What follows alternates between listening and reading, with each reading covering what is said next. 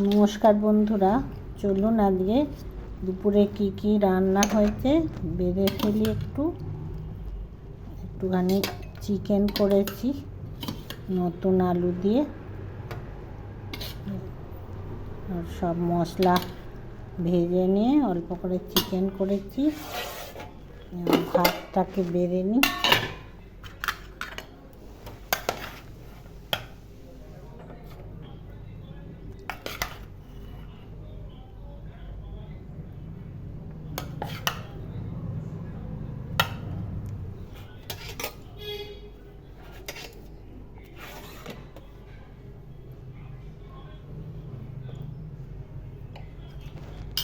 একটু মাছের ঝাল করেছি, তেলাপিয়া মাছের ঝাল, আর পেঁয়াজ কলি অল্প করে নিয়ে নিলাম চিংড়ি মাছ দিয়ে।